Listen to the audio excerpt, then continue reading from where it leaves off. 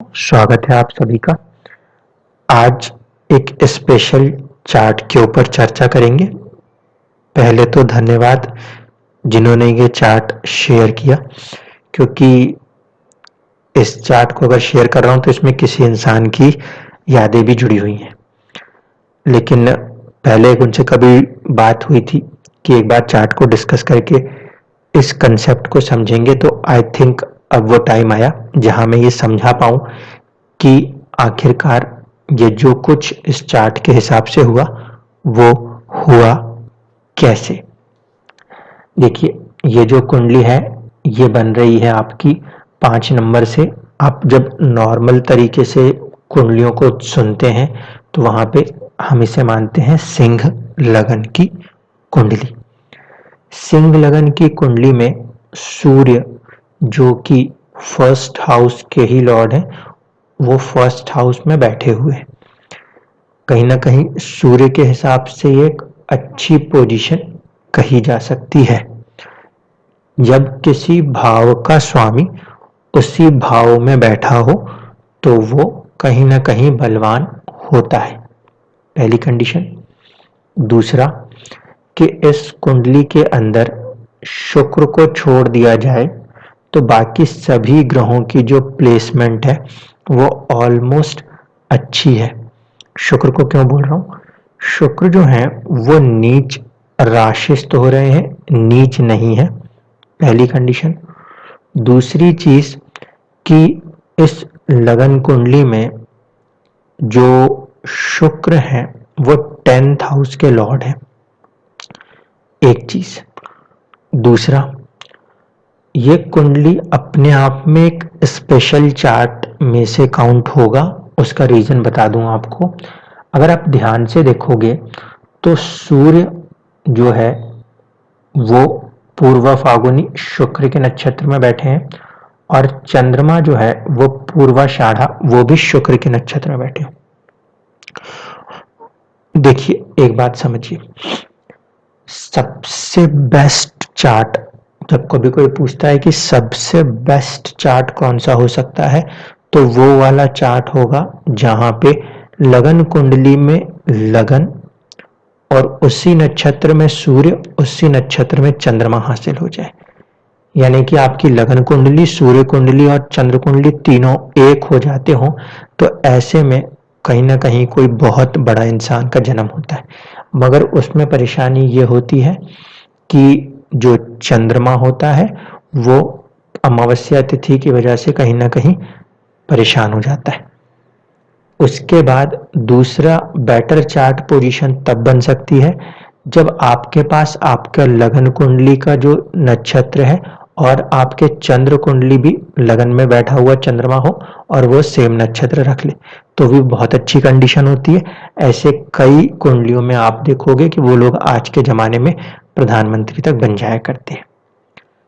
तीसरा केस जो होता है वो इस तरह से होता है, आपके कुंडली में सूर्य चंद्रमा आपस में नवपंचम हो जाए। ऐसा होने में क्या होता है, नवपंचम होने में वो सेम एक ही ग्रह के नक्षत्र में बैठ सकते हैं, जैसे कि यहाँ पे हो रहा है। सूर्य जो है वो लगन में बैठे हैं, चंद्रमा उनसे पंचम में बैठे हैं, जिस वजह से सूर्य और चंद्रमा को सेम नक्षत्र मिला है। और ये बहुत ही रेयर कॉम्बिनेशन कहा जाएगा। क्यों? क्योंकि देखिए, चंद्रमा और सूर्य एक पर्टिकुलर ही नक्षत्र के स्वामी को कहीं ना कहीं दशा स्टार्ट करने की परमिशन दे। इसका मतलब हो गया कि सबसे बड़ा रॉयल प्लेनेट सन और सेकंड नंबर का रॉयल प्लेनेट मून दोनों मिलके इंसान को जिंदगी में कुछ देना चाहते हैं। तो इस वजह से ऐसे चार्ट्स में स्पेसिफिकली जो दशाएं हैं उनको फोकस करना होता है। एक बात याद रखिएगा। दूसरा, अब मैं आपको ये बताऊं कि इस चार्ट में प्रॉब्लम क्या है। ये क्योंकि राशि से हम देखेंगे और राशि से देखेंगे तो ये नवपंचम काउंट होगा। जब आप भाव चलित से देखोगे तो भाव चलित में ये चंद्रमा एक्चुअल में 6th हाउस के भाव का कहीं ना कहीं संबंध दिखाते हुए से दिखेंगे। ठीक है। इसलिए भाव प्रभाव में चंद्रमा जो है वो 6th हाउस बीमारी को रखते हैं अपने अंदर कनेक्ट करके, इस चीज से इनकार नहीं कर सकते। और इससे सूर्य और चंद्रमा के उस पर्टिकुलर योग से कोई फर्क उस पर नहीं पड़ने वाला, इतनी बात को ध्यान रखिएगा।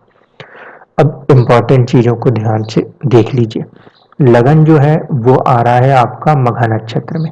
मघा नक्षत्र में जन्म आने का मतलब है कि केतु जो है वो हमारे लिए इंपॉर्टेंट प्लेनेट है। केतु इस कुंडली में भाग्य भाव में जाके बैठे हुए हैं, जहां पे कि मंगल की राशि लिखी हुई है। भाग्य भाव में अगर लगन जाके बैठ गया तो फिर बहुत अच्छी कंडीशन कही जाती है, लेकिन इस कुंडली में प्रॉब्लम आएगी।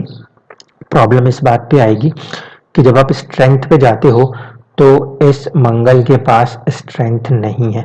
अगर मैं इसको और आपको रूपाज में कनेक्ट करके बता दूं तो आप देखें मंगल बहुत ही ज्यादा कमजोर है, बहुत ज्यादा कमजोर है। मंगल के कमजोर हो जाने के कारण कहीं ना कहीं जो लगन है, जो केतु है, वो कमजोर होगा, क्योंकि केतु जिस राशि में बैठेंगे उस राशि के स्वामी की तरह अपने स्ट्रेंथ को गेन्स करेंगे। अगर इसी चीज को मैं आपको विमशोपक बल के रूप में भी दिखाने की कोशिश करूं तो देखिए यहाँ पे भी ये 10 से कम है, इसलिए यहाँ पे जो लगना है, ओरिजिनल लगना है हमारा, वो काफी ज्यादा कमजोर हो जाता है। एक कंडीशन। दूसरी कंडीशन, ना सिर्फ कि ये कमजोर होता है बल्कि इस केतु के ऊपर शनि की 10वीं दृष्टि है और मंगल की 8वीं दृष्टि है। राहु की दृष्टि तो उसके ऊपर रहती ही रहती है। इस वजह से कहीं ना कहीं यहाँ पर जो केतु है वो बहुत ज्यादा पीड़ित है। लगना यहाँ पे वीक पड़ते जा रहा है। ठीक।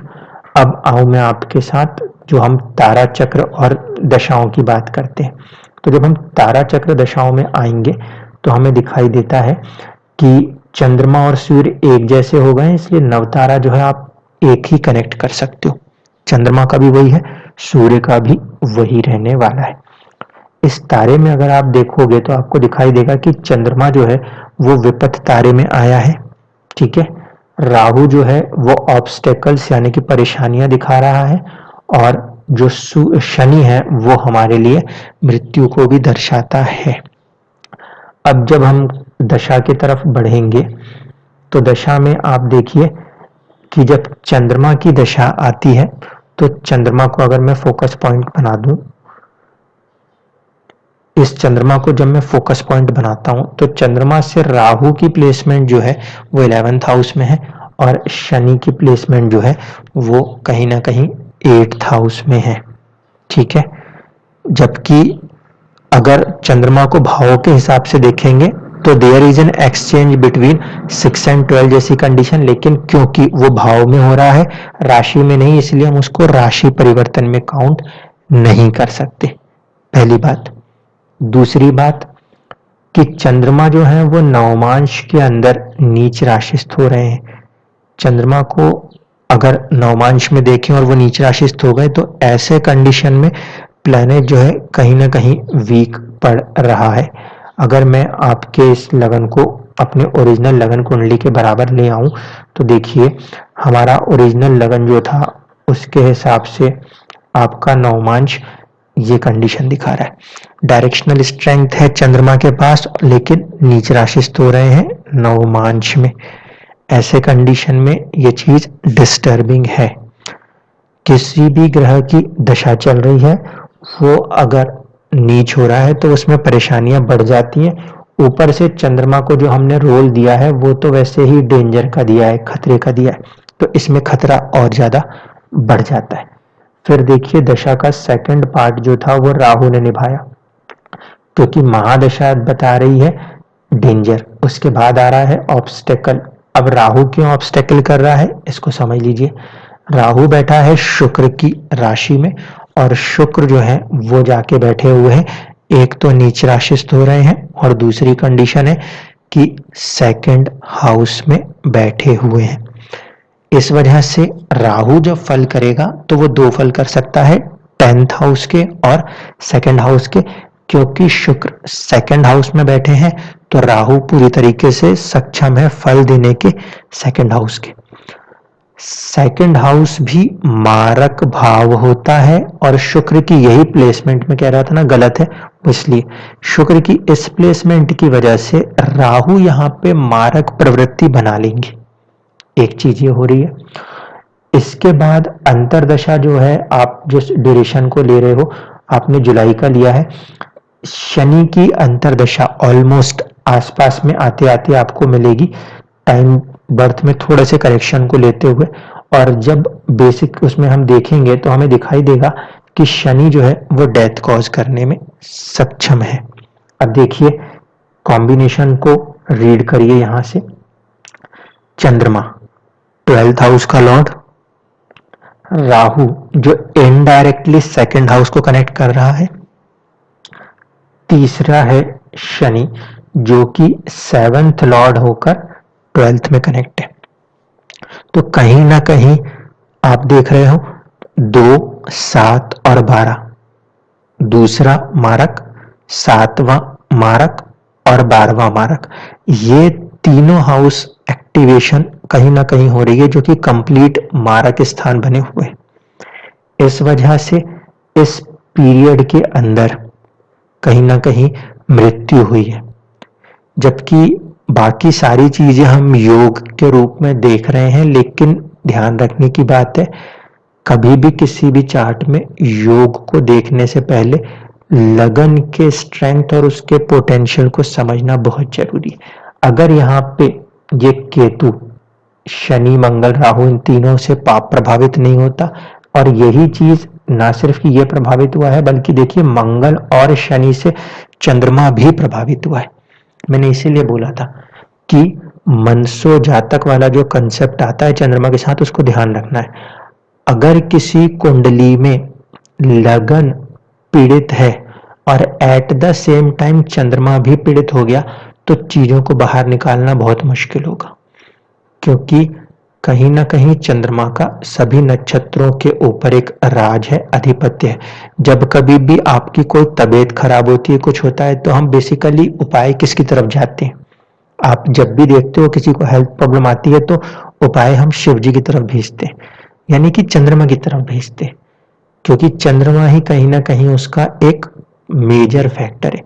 जो ग्रह यहाँ पे केतु को प्रभावित कर रहे हैं वही ग्रह चंद्रमा को भी पीड़ित कर रहे हैं। इस वजह से सेम कॉम्बिनेशंस होना और नवमांश में चंद्रमा का नीच राशिस्थ होकर कमजोर पड़ जाना अपने आप को बचाने में, क्योंकि जब वो पाप पीड़ित हो रहा है ऐसे कंडीशन में वो कहीं ना कहीं चुनौतियों में आएगा। अब एक चीज और बताता हूं, आगे के क्लासेस में हमें इसकी जरूरत होगी, वो कंडीशंस को ध्यान रखिएगा। कंडीशन ये है कि इनका जो जन्म हुआ है, इनका जो जन्म हुआ है उस दिन का जो वार है वो फ्राइडे है, वीनस से कनेक्टेड है। ठीक है, मैं आने वाले कुछ शायद अगले वीडियो में इस पर चर्चा करूंगा कि आपका जो दिन होता है, जिस दिन आप जन्म लेते हो, वो दिन बहुत इंपॉर्टेंट होता है। उस दिन का स्वामी, जैसे कि यहाँ पे क्या है, फ्राइडे है, इसका मतलब है वीनस। तो वीनस का इस कुंडली में सेकंड हाउस में जाकर नीच राशिस्थ हो जाना, ये क्या इंडिकेट करेगा? ये इंडिकेट करेगा कि उतनी प्रॉपर अमाउंट ऑफ एनर्जी वो प्लेनेट नहीं ले रहा जो कि हेल्थ को अच्छा करने के लिए चाहिए। चंद्रमा छठे भाव से संबंध लेकर बीमार करता गया, और शुक्र क्योंकि नीच राशिस्थ है वो उस लेवल पे कहीं ना कहीं अपनी एनर्जी को यूटिलाइज नहीं कर सके। यही कॉम्बिनेशन जो मैं भी बोल रहा हूं कि आप जिस दिन पैदा होते हो उस दिन का स्वामी जरूरी है। अगर उस दिन के स्वामी की राशि आपके 7th हाउस में आ गई तो आपकी मैरिटल लाइफ डिस्टर्ब हो जाती है। इस बात को ध्यान रखिएगा। जिस भी दिन आपका जन्म हुआ है उस दिन के स्वामी की जो भी राशियां हैं उन राशियों को देखा जाएगा और साथ ही साथ उस स्वामी की स्थिति को देखा जाएगा। इस पर्टिकुलर कुंडली में जिस दिन जन्म हुआ है उस दिन का, उस वार का स्वामी नीच राशिस्थ है, वो उस लेवल की रिकवरी नहीं दे पाएगा जिस लेवल की रिकवरी हमें चाहिए। ठीक है, शुक्र यहाँ पे बहुत बुरी तरह से पीड़ित हो रहा है क्योंकि शनि की दृष्टि है, मंगल का साथ है, बुध के साथ आप ये सोच रहे होंगे कि ये नीच भंग हो रहा है। बहुत सारे लोगों को लगता है नीच भंग राजयोग। मैं यहाँ पे आपको एक चीज क्लियर कर दूं कि यहाँ पे मंगल और बुध जो है वो युद्ध में बैठे हुए हैं क्योंकि दोनों बहुत ही डिग्री में क्लोज थे। तो ग्रह युद्ध की कंडीशन को देखा जाए, ऐसे में मंगल जीतेगा, बुध हारेगा, और क्योंकि बुध यहाँ पे हारेगा तो बुध में वो कैपेसिटी नहीं है कि वो शुक्र को किसी तरीके के नीच भंग से सपोर्ट कर सके। सिर्फ एक चीज थी जो कि कुछ हद तक सपोर्ट कर रही थी, तो वो ये थी कि सूर्य और शुक्र के बीच में एक नक्षत्र परिवर्तन था जो अपने लेवल पे कुछ वर्क्स करने की कोशिश कर रहा था। लेकिन चीज वही है, आप जिस दिन जन्म ले रहे हो उस दिन का स्वामी ओरिजिनली आपकी कुंडली में जहां बैठा है वो बहुत मैटर करता है। ये चीज आपको हमेशा ध्यान रखनी होगी। इस पर्टिकुलर चार्ट में सूर्य और चंद्रमा का एक पर्टिकुलर ग्रह के ही नक्षत्र में आना इस कुंडली को खास बनाता था, लेकिन चंद्रमा का पीड़ित हो जाना और उसका दशा सिस्टम में कहीं ना कहीं विपत तारे में आना ये चैलेंज देता था लॉन्गेविटी को। इसीलिए मैंने बहुत पहले भी एक बार तारा चक्र बनाते हुए आपसे कहा था, जब भी पहला तारा होता है यानी कि जन्म का तारा होता है, तीसरा विपत तारा होता है, फिर पांचवा जो प्रत्यंत्री तारा होता है और फिर आखिरी सातवां वध तारा होता है। इन ताराओं के अंदर जब कभी भी ऐसे ऑब्स्टेकल्स या फिर डेथ कॉजिंग प्लेनेट की दशा चलती हो, वहां पे हमें थोड़ा सा सावधान रहना पड़ता है। आई होप कि अब आप सभी लोगों को कम से कम जो मैं 3 वीडियोस को लगातार लेके आया तारा चक्र के ऊपर, उससे आप समझ पाए होंगे। तारा चक्र इसलिए बहुत ज्यादा इंपॉर्टेंट है क्योंकि आपको यह पता होना चाहिए आखिरकार किस ग्रह को कौन सा पर्टिकुलर वर्क अलॉट किया गया है। उन ही पर्टिकुलर प्लैनेट्स की दशाओं में आपके लाइफ में चैलेंजेस आते हैं या फिर आपके लाइफ के अंदर सक्सेस और राइज आती है। ये चीज हमेशा ध्यान रखनी होगी। धन्यवाद।